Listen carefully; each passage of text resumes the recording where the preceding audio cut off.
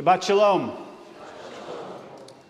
One of the great archaeological discoveries of our time took place around 20 years ago in East Jerusalem, in the neighborhood of Silwan. It all started with a burst sewage pipe, and as the workers repaired it, they discovered an ancient staircase directly south of the Temple Mount.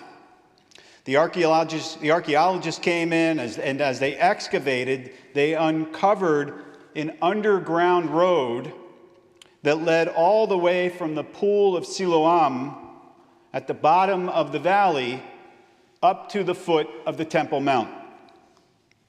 Pilgrimage Road, a 2,000-foot road on which hundreds of thousands, if not millions, of our ancestors ascended on their pilgrimage to reach the temple.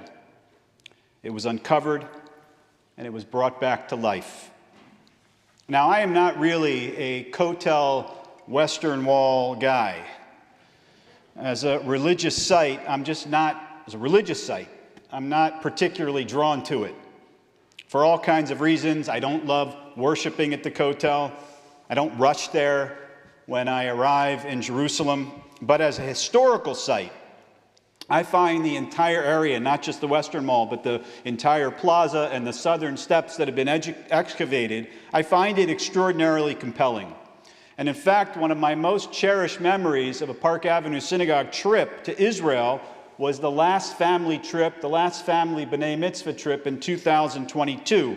We celebrated the Bar and Bat Mitzvah ceremony that week. That was a Thursday morning at the base of the southern steps, right? If you can picture it, right? It's a beautiful open area with this incredibly historic vista. It was a beautiful morning. And as I looked behind me, I could imagine the throngs of pilgrims on Pilgrimage Road ascending to the temple. I saw the excavated mikvahs where people would immerse themselves entering the Temple Mount. And as I looked up, I saw the steps that our ancestors would climb. The outline of the gates that they would enter in the walls, just like it's described in the Mishnah. And once they entered, they would bring their offerings to the priest, offerings of gratitude, offerings of guilt, whatever the occasion demanded, just as it is described in the early chapters of Leviticus, the chapters that we're reading now. As a student of theology, I can't tell you with certainty what happened to the Israelites at Mount Sinai. But as a student of history, I can tell you with absolute certainty that our ancestors stood on the same spot that we did, walked up the same steps that we walked on, sometimes heard words of teaching from their rabbis on those steps as described in the Talmud. Yes, our worship would look different. It would sound different. It would feel different with words of prayer. There's the very sacrifices I said that we read about this morning. But the goals were and are the same: to experience the presence of God, to experience the solidarity of our brothers and our sisters in the land of Israel, in the sacred city of Jerusalem. Our children may not have been aware of it in the moment, but they were standing in the same place their ancestors stood thousands of years ago. As they were about to literally take hold of the Torah that morning on the southern steps, they were writing themselves into the narrative of our people. And in the most sacred of places, they would become characters in the world's oldest continuous story. One of the most disturbing essays that I have read since October 7th, and that list is long, comes from an American author and cultural critic named Freddie DeBoer, who publishes on Substack and has about 51,000 followers on Substack alone. In February, he published an essay titled "This is Zion," where he makes the claim that America is a place of prosperity, a place of safety for Jews, and that all Jews in Israel should move here. Here's a taste of what he wrote. There's a very pragmatic sense in which the modern Jewish nationalist project makes no sense. There's already a home for the Jews, one in which Jewish people are safe, rich, educated, healthy. And that home, he says, is the United States of America. I'm not speaking metaphorically when I say that Israel is better at being Israel than Israel is at being Israel. I want everybody to be groovy internationalists like me. He's a vowed anti-nationalist because the nation state, he says, is a modern fiction, and because nationalism has been implicated in almost all of the great crimes against humanity in history. But if you drop all of that, he says, and just fixate on what's pragmatically best for actually existing Jewish people, Zionism still looks like a bad deal. And there's a better, safer place for the Jews that requires no moral compromise. End of quote. Fold up shop and come here, DeBoer says. This is the golden Medina, right? That's the language my grandfather would have heard, right? Come to America. Jews are financially successful, we're well-educated, we're relatively safe from violent crime. We're even healthier, he says. Now put aside the whole, little pesky immigration problem. DeBoer thinks America should make an exception for all Israelis. He totally misreads Jewish history. He seems oblivious to the reality of post-World War II when Jews literally had no place to go. And he completely misunderstands Zionism. Zionism wasn't about accumulating wealth, acquiring creature comforts. Zionism was an answer to the 19th century European question of what should we do with our Jews? And the Jewish answer to that question was Pinsker's auto-emancipation, that we need to emancipate ourselves. It was and it is about saying that we will no longer be perpetual victims in history. We will be actors in history. We will control our own destiny. We will decide when and where we go. We will control our destiny and not be passive actors in someone else's story. That we are a small people, as I've said, quoting the genius of Israel, but we want to be part of telling our incredibly big story. DeBoer can't appreciate the existential safety that Jews feel by living in Israel. The high levels of happiness/meaning in their lives, the rebirth of the Hebrew language, the Hebrew culture. It's a rich, vibrant culture. It's the home of the Jewish people. And after thousands of years of wandering the world, you don't walk away from that so easily. Now, I can forgive DeBoer for not knowing any of that. I don't expect him to understand the intricacies of Jewish, Zionist, and Israeli history. What bothers me is the not-so-subtle way that this essay and this kind of thinking contributes to the narrative that Jews don't really have an historical claim to the land of Israel. In other words, what makes it so easy for DeBoer to say we should just simply pick up and move to America is that he doesn't take the Jewish people's historical connection to Israel altogether too seriously. He and so many others are bombarded by messages on social media. Our children hear the chants on college campuses. We hear it on the streets. Israel is a white colonialist settler project. Joseph Goebbels come to life. If you tell a lie big enough and you keep repeating it, people will eventually come to believe it. This line is repeated over and over again, and those who use the phrase are delegitimizing Zionist history. My colleague, Rabbi Alan Silverstein, calls it denialism, denying thousands of years of unbroken Jewish settlement in Israel. Mahmoud Abbas, along with Arafat in 2000 during the Oslo peace process, told then President Clinton that not a single stone of archaeology proves that the temple was in Jerusalem.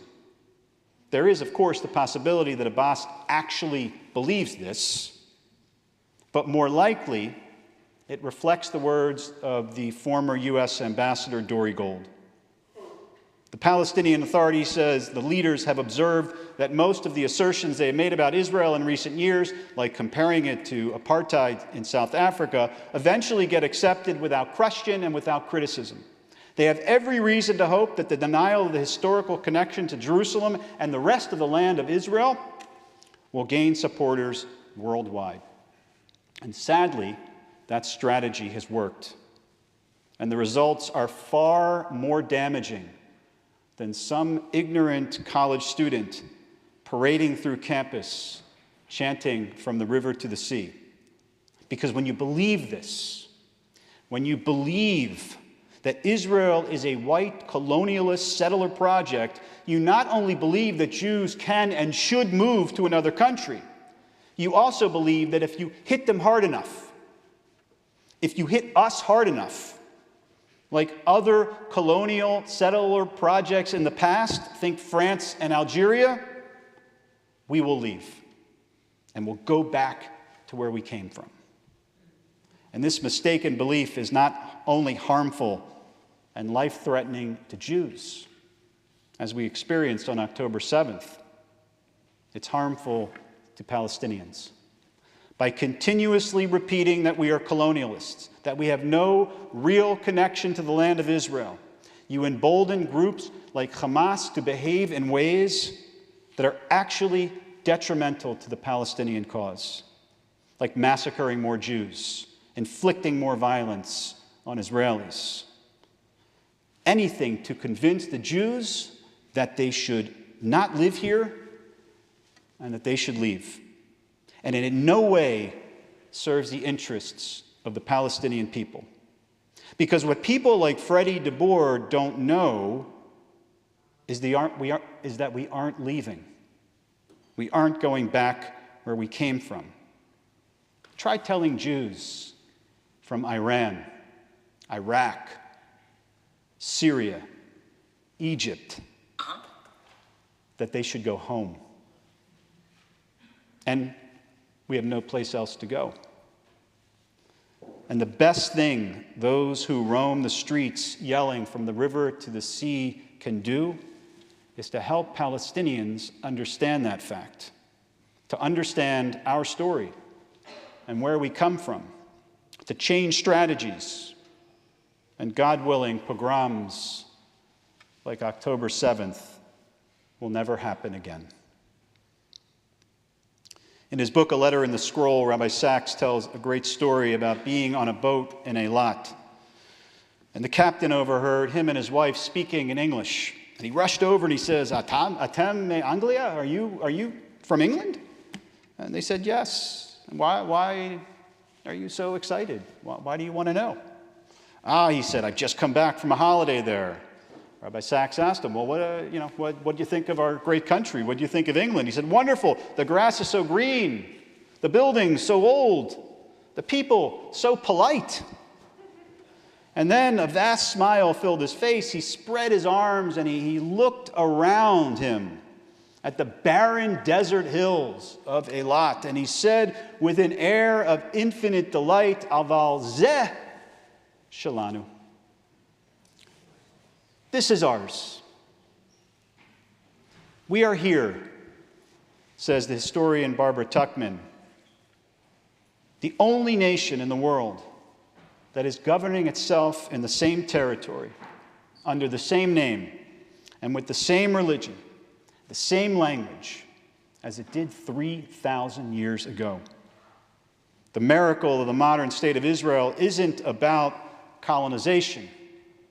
It is, and it was, a story of an indigenous people returning home after thousands of years of exile. It's the culmination of the story that we will tell in a couple weeks at our Seders on Passover. But don't take my word for it. It actually says as much, as one of my Melton students pointed out in class a couple weeks ago, in the British Mandate for Palestine in 1922. Whereas, it says the mandate, whereas recognition has thereby been given to the historical connection of the Jewish people with Palestine and to the grounds for reconstituting their national home in that country. Reconstituting. Not colonizing, but reconstituting their national home in that country. But we don't need the British government to tell us that. Because I can open the book of Leviticus, as we did this morning. Ironically, the book that is most challenging for moderns to penetrate, and yet in many ways the most historically resonant. And I can read the verse, Vayomer Moshe el Aaron karav al hamizbeach. And Moses said to Aaron, come near to the altar. Offer your sin offering. Your offering of atonement. Bring God close. Ka'asher tziva Adonai, as God commanded you to do. And I can walk on that same pilgrimage road my ancestors walked on as they made their own spiritual ascent to fulfill that very biblical obligation that I just read. I can see the same mikvahs that they immersed in. As they prepared for their encounter with the divine, I could stand on the same steps they stood on, gazing at the Temple Mount, anticipating the sacrifices that we read about in Vayikra and Leviticus that would draw them closer to God and God closer to them.